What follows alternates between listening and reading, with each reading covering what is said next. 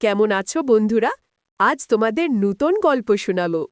বনভূমির সুরেলার সকাল ও শেয়ালের আগমন। বনের গভীরা ছিল এক শান্তিপূর্ণ রাজ্য। এখানে ঝর্ণার কলকল ধ্বনি, পাখিদের কিচিরমিচির আর সবুজ পাতার মর্মর শব্দ মিলেমিশে তৈরি করেছিল এক অনন্য সুর। এই বনে বাস করত টুনা আর টুনি, দুজন ছোট্ট পাখি।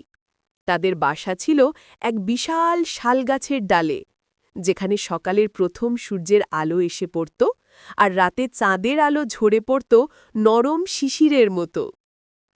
টুনা ছিল প্রাণবন্ত আর বুদ্ধিমান। টুনি ছিল মায়াবতী ও সুরেলা কণ্ঠের অধিকারিণী। দুজনে সারাদিন গান গাইত। চল খেলি, চল গান করি, ভয় নেই, দুঃখ নেই, বনে সবার সাথে মিলে আনন্দে কাটাই দিন। তাদের এই গান বনের ছোট্ট প্রাণীদের কাছে ছিল আনন্দের উৎস। কাঠবিড়ালি, খরগোশ, এমনকি হরিণেরা পর্যন্ত থেমে তাদের গান শুনত। কিন্তু বনে সবাই খুশি থাকলেও এক প্রাণী ছিল যার মনে সবসময় ধূর্ততা আর ষড়যন্ত্র ভর করে থাকত। সে হল শেয়াল। লালচে বাদামি রঙের গা, চিকন চোখে ধূর্ত দৃষ্টি আর মুখে চিরচেনা কুট হাসি। শেয়াল দেখত টুনা আর টুনি বনের প্রাণীদের কাছে কতটা প্রিয়, আর ভেতরে ভেতরে হিংসায় জ্বলত। একদিন ভোরে শেয়াল জঙ্গলের কিনারায় দাঁড়িয়ে নিজের মনে বলল, এই টোনা টুনি যতদিন বনে আছে সবাই তাদের ভালোবাসবে, আর কেউ আমার ধূর্ততাকে গুরুত্ব দেবে না। কিছু একটা করতে হবে। আচ্ছা, যদি আমি বাঘকে তাদের ভয় দেখাতে উস্কে দিই, তবে কেমন হয়? তখন দেখব এরা কিভাবে গান গায়। শেয়ালের মস্তিষ্কে তক্ষুনি বুদ্ধির ঝিলিক জ্বলে উঠল। সে জানত বাঘ বনের রাজা, তার শক্তি আর গর্জনে সবাই ভয়ে ক্ষেপে ওঠে। বাঘকে কাজে লাগালে টুনা টুনির সুখী জীবন নষ্ট করা খুব কঠিন হবে না। সেদিন দুপুরে যখন টুনি গান গাইছিল আর টুনা নানা ঝাপটিয়ে উড়ছিল, হঠাৎ শেয়াল সামনে এসে দাঁড়াল। তার চোখে ধূর্ত আলো, মুখে এক অদ্ভুত হাসি। সে বলল, অহে টুনা আর টুনি, তোমরা কি জানো না এ বনের বাঘ এখন ক্ষুধার্ত হয়ে তোমাদের খুঁজছে? বলছে ছোট্ট পাখির মাংস নাকি খুব মজাদার। তোমরা সাবধান হও। শিয়ালের কথা শুনে টুনি ভয়ে পেয়ে গেল। তার গলা কেঁপে উঠল আর গান থেমে গেল।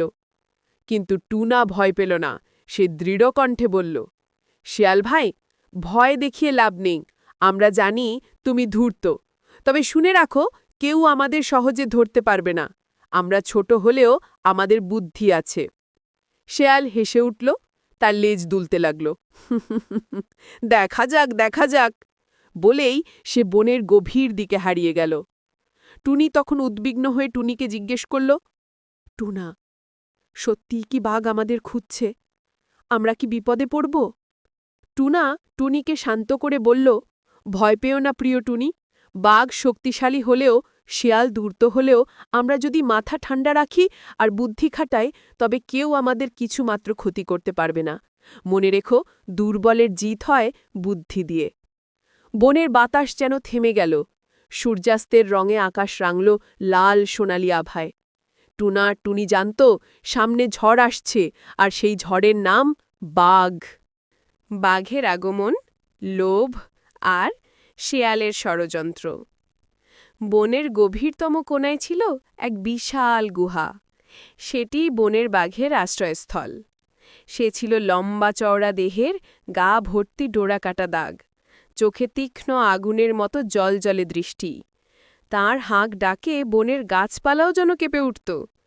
বাঘ ছিল শক্তিশালী, ভয়ঙ্কর, তবে সে ছিল প্রচণ্ড লোভীও। শিকারের প্রতি তাঁর আকর্ষণ সীমাহীন।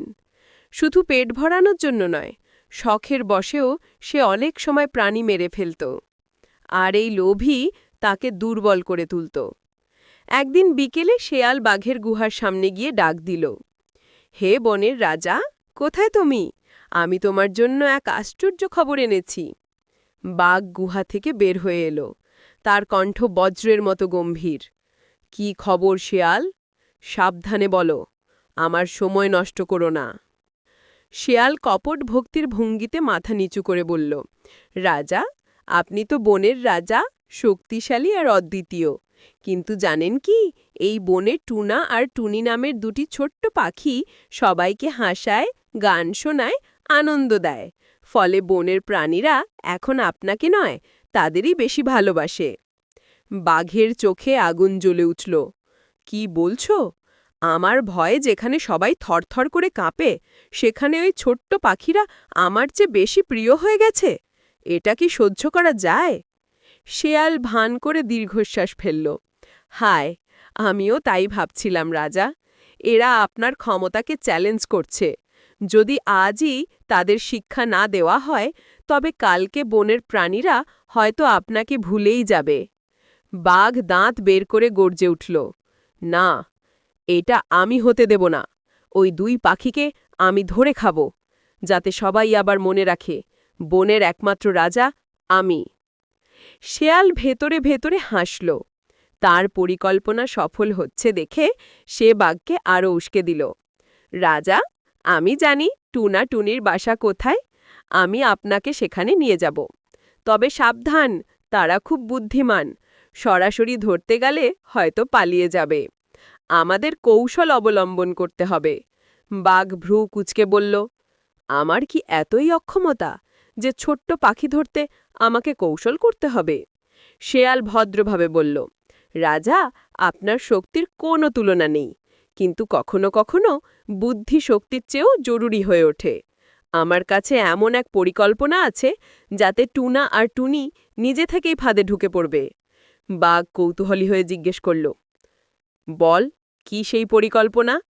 শেয়াল একটু ধীরে ধীরে বলল, আমি একটা জাদুকরি হাঁড়ির গল্প ছড়াবো। বলবো যে এর ভেতরে ঢুকবে সে অমর হয়ে যাবে। টুনা টুনি শুনে কৌতূহলী হবে, তখন আপনি ওদের ফাঁদে ফেলবেন। বাঘ গম্ভীর স্বরে বলল, ভালো, তবে খেয়াল রেখো, যদি এ পরিকল্পনা ব্যর্থ হয় তবে আমি প্রথমে তোমাতেই খাব। শেয়াল মুখে হাসি রেখে মাথা নোয়ালো।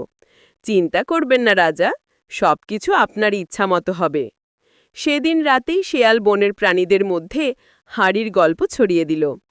এক হাঁড়ি নাকি আছে, যেখানে ঢুকলে কেউ মরবে না, অমর হয়ে যাবে। টুনা আর টুনি দূর থেকে শুনছিল। টুনি বিস্মিত হয়ে বলল, টুনা, এটা কি সত্যি হতে পারে? অমর হওয়ার হাঁড়ি? টুনা কিছুক্ষণ ভেবে বলল, আমার মনে হয় এটা শিয়ালের ফাঁদ। ও কখনো ভালো কিছু করে না, আমাদের সাবধান থাকতে হবে।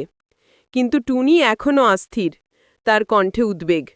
যদি এটা সত্যি হয়? টুনা টুনির ডানায় আলতো চাপ দিয়ে বলল, সত্য মিথ্যা সময়ই প্রকাশ পাবে। আমরা ভুলে যেও না, শিয়ালের ফাঁদে শুধু লোভীরাই ধরা পড়ে। আকাশে তখন পূর্ণিমার আলো ঝরে পড়ছিল। বন নিস্তব্ধ হলেও ভেতরে ভেতরে যেন কোনো এক রহস্যময় ঝড় তৈরি হচ্ছিল। বাঘ, শেয়াল আর টুনাটুনি, তাদের ভাগ্য শীঘ্রই এক জায়গায় মিলিত হতে চলেছে। ফাঁদ তৈরির প্রস্তুতি ও উত্তেজনার সূচনা। শেয়ালের পরিকল্পনা ধীরে ধীরে আকার নিচ্ছিল। সে বাঘকে নিয়ে বনের এক নির্জন জায়গায় গেল, যেখানে অনেকদিন আগে মাটির হাঁড়ি বানানোর জন্য একটি বিশাল গর্ত খোঁড়া হয়েছিল। গর্তের চারপাশে শুকনো পাতা, কাঁটা আর ঝোপঝাড় পড়েছিল। শেয়াল চতুর ভঙ্গিতে বলল, রাজা, এখানেই আমরা তৈরি করব সেই জাদুকরি হাঁড়ি। দেখুন, আমি এমনভাবে ঢাকনা বানাবো যে বাইরে থেকে মনে হবে আসল হাঁড়ি, শুধু ভেতরে ঢুকলেই ফাঁদ বন্ধ হয়ে যাবে। বাঘের চোখে লোভের ঝিলিক। সে কল্পনা করছিল, যদি টুনা আর টুনি সত্যিই ভেতরে ঢুকে যায় তবে পালাবার কোনো উপায় থাকবে না। শেয়াল দিনরাত পরিশ্রম করে পাতার আড়ালে গর্ত ঢাকল, ওপর থেকে কাদা মেখে তাকে হাঁড়ির মতো সাজালো। চারপাশে সে মিষ্টি ফল ছড়িয়ে রাখল, যেন টুনাটুনি এসে লোভে পড়ে কাছে যায়। অন্যদিকে টুনা সবকিছু দূর থেকে খেয়াল করছিল। তার ছোট চোখে ঝিলিক দেখা গেল। সে ভাবল, শেয়াল যেমন ধূর্ত, বাঘ যেমন লোভী, তেমনি আমাদেরও বুদ্ধি খাটাতে হবে। এদের ফাঁদে পড়লে বন বিপদে পড়বে, বরং আমরাই এদের ফাঁদে ফেলব। টুনা টুনিকে ডেকে বলল, শোনো টুনি, ভয় পেও না। আমরা যদি একসাথে কাজ করি তবে এই দুষ্টদের বুদ্ধি তাদের সর্বনাশ ডেকে আনবে। টুনি কিছুটা ভয় পেলেও টুনার দৃঢ় কণ্ঠে সাহস পেল। সে মাথা নেড়ে সম্মতি দিল। পরদিন ভোরে শেয়াল বাঘকে নিয়ে হাড়ির পাশে দাঁড়ালো। শেয়ালের চোখে খুশি। রাজা, আজ আমরা টুনাটুনিকে অমর হবার লোভ দেখাব। যখন ওরা কাছে আসবে তখন ফাঁদে পড়বে। বাঘ গর্জন করে বলল, আজ আমি দেখাবো কে আসল রাজা। টুনাটুনি যদি আমাকে অবজ্ঞা করে থাকে তবে আজ তাদের শেষ দিন। এদিকে টুনা উড়ে এসে পাশের গাছে বসল। সে মিষ্টি সুরে গাইতে লাগল, অমর হব, অমর হব, জাদুর হাঁড়ির ভেতরে ঢুকলেই দুঃখ ভয় সব হারিয়ে যাবে, চিরদিন বাঁচব এই পৃথিবীতে। টুনির চোখ বিস্ময়ে বড় হয়ে গেল। টুনা, তুমি কেন এমন গান গাইছ? এতে তো শেয়াল আর বাঘ আমাদের টার্গেট করবে। টুনা ফিসফিস করে বলল, ভয় পেও না, এটা তাদের ফাঁদে ফেলবার কৌশল। আমি গান গেয়ে দেখাচ্ছি যেন আমরাই হাড়ির প্রতি কৌতূহলী। তখন বাঘ লোভে পা বাড়াবে। ঠিক তাই হল। দূর থেকে গান শুনে বাঘ হেসে উঠল। দেখো শেয়াল, বলেছিলাম না, ওই পাখিরা হাড়ির লোভে মেতে উঠছে। এখন সময় এসেছে তাদের ধরা। শেয়াল চালাকি করে বলল, রাজা, আপনি প্রথমে হাড়ির ভেতরে একটু ঢুকে দেখুন আসলেই কাজ করছে কিনা। তখন আমরা পাখিদের ডাকব, ওরা এসে নিজে থেকেই ঢুকে পড়বে। বাঘ প্রথমে একটু দ্বিধা করল। সে তো রাজা, তার কি দরকার আগে চেষ্টা করার? কিন্তু শেয়ালের ধূর্ত কথায় সন্দেহ দূর হল। মনে হল, যদি আমি প্রথম ঢুকে দেখি তবে নিশ্চিত হব যে এটা নিরাপদ। এদিকে টুনা টুনি গাছের ডাল থেকে সব কিছু দেখছিল। টুনার ঠোঁটে চতুর হাসি খেলছিল। আর একটু অপেক্ষা টুনি, ফাঁদে শিকার আসছে। বনে জঙ্গলে তখন অদ্ভুত উত্তেজনা। বাতাস থেমে গেছে, পাখিরা চুপ, এমনকি ঝর্ণাও যেন কলকল বন্ধ করেছে। সবাই নিঃশ্বাস বন্ধ করে অপেক্ষা করছে কি ঘটতে যাচ্ছে। বাঘের পতন, শেয়ালের পরিণতি ও বনের আনন্দ। বাঘ ধীরে ধীরে সেই জাদুর হাড়ির দিকে এগোল। তার পায়ের শব্দে মাটি কাঁপতে লাগল। ঝোপের পাখিরা ভয়ে ডানা ঝাপটাতে লাগল। শেয়ালের চোখে তখন লোভ আর কুটবুদ্ধির ঝিলিক। সে ভাবছিল, আজ বনের প্রাণীরা টুনাটুনির গান নয়, বাঘের গর্জনেই ভীত হবে। টুনা আর টুনি দূরের ডালে বসে নিঃশ্বাস আটকে দেখছিল। টুনি আতঙ্কে ফিসফিস করে বলল, টুনা, যদি ফাঁদ কাজ না করে? টুনা দৃঢ় স্বরে উত্তর দিল, চিন্তা করো না টুনি, বুদ্ধি দিয়ে তৈরি ফাঁদ কখনো ব্যর্থ হয় না। বাঘ গর্তের মুখে এসে দাঁড়াল। বাইরে থেকে তা দেখতে হাঁড়ির মতো। সে হেসে বলল, এ যে একেবারে জাদুর হাড়ি, এর ভেতরে ঢুকলেই আমি হব অমর। তারপর টুনাটুনি আর সব প্রাণীকে শাসন করব। শেয়াল মাথা নেড়ে বলল, হ্যাঁ রাজা, আগে আপনি ঢুকুন, তারপর আমরা সবাইকে দেখাবো এই হাঁড়ির মহিমা। বাঘ গলা উঁচু করে গর্জে উঠল, যেন পুরো বন কাঁপল। তারপর বিশাল মাথার শরীর হাঁড়ির ভেতরে ঢুকিয়ে দিল। মুহূর্তের মধ্যে শুকনো পাতার আস্তরণ ভেঙে গেল, আর বাঘ ধপাস করে নিচে পড়ে গেল গভীর গর্তে। ধপ! পুরো বন যেন প্রতিধ্বনিত হল। বাঘ গর্তের ভেতরে পড়ে গিয়ে গর্জন করতে লাগল, কিন্তু বের হতে পারল না। চারদিক কাদা আর মসৃণ মাটি দিয়ে ঢাকা। যতই চেষ্টা করুক ততই নিচে পিছলে যাচ্ছিল। শেয়াল হেসে উঠল, রাজা, আপনি তো এখন হাড়ির ভেতর অমর হয়ে গেলেন। এখান থেকে বের হওয়া আপনার জন্য অসম্ভব। কিন্তু হঠাৎ শেয়ালের হাসি থেমে গেল। গর্তের ভেতর থেকে বাঘ দাঁত বের করে চিৎকার করে বলল, ধূর্ত শেয়াল, তুই আমাকে ফাঁদে ফেলেছিস। আমি যদি কোনোদিন বের হতে পারি তবে তোকে আগে খাব। শেয়াল ভয়ে কাঁপতে লাগল। তখন টুনাটুনি উড়ে এসে ডালের উপর বসে গান ধরল, লোভে পড়ে যে করে অন্যায়, সেই ফাঁদে ধরা যায়। শক্তি নয়, বুদ্ধি জয়ী হয়, সত্যের আলো সর্বদা রয়। পুরো বন কেঁপে উঠল আনন্দে। কাঠবিড়ালি, খরগোশ, হরিণ, এমনকি হাতিরাও এসে উল্লাসে নাচতে লাগল।